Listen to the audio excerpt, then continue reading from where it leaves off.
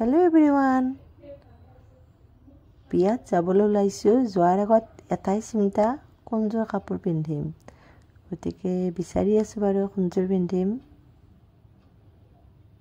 বিচাৰি এযোৰ ওলালো মই ভাবিছো এইযোৰ পিন্ধো বহুত দিন পিন্ধা নাই গতিকে এতিয়া ৰেডি হৈ আছো ওচৰৰে ভণ্টি এজনৰ বিয়া মানে ৰিসেপশন পাৰ্টি ইটো বছৰত এইখনে লাষ্ট বিয়া আৰু কৰবাত যোৱাৰ আগত যে কিমান ৰেডি হ'ব লাগে ফাইনালি ৰেডি হৈ গলো এতিয়া যোৱাহে কথা আৰু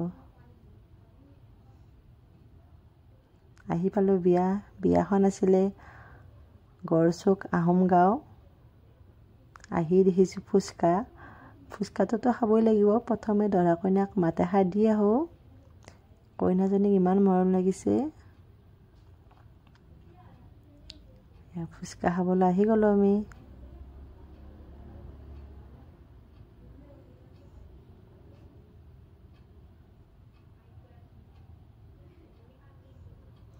ফুচকা দেখিলেই জিভাৰ পানী পৰি থাকে ৰবই নোৱাৰি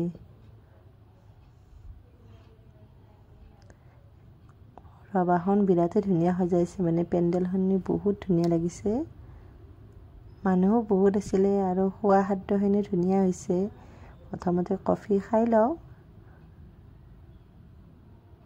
ফুচকাটো খাই ললোৱে তাৰ পিছতে কফি মানে ফুচকা দেখিলে প্ৰথমতে ফুচকা খাব ইচ্ছা যায় আৰু আজিকালি বিয়াততো ফুচকাটো থাকেই এইফালে খানা খাব আহিছো খানা খোৱাৰ ভিডিঅ' বাৰু বেছি কৰিব নোৱাৰিলো বহুত মানুহ হৈছে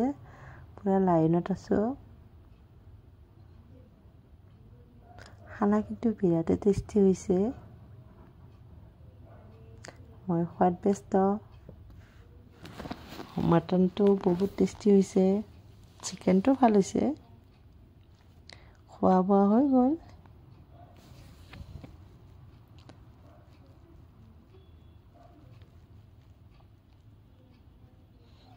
মানুহ দেখিছেনে কিমান হৈছে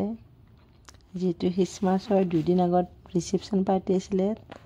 তাতে অলপ খ্ৰীষ্টমাছৰ এনজয় কৰি আছে আজিলৈ বাই বাই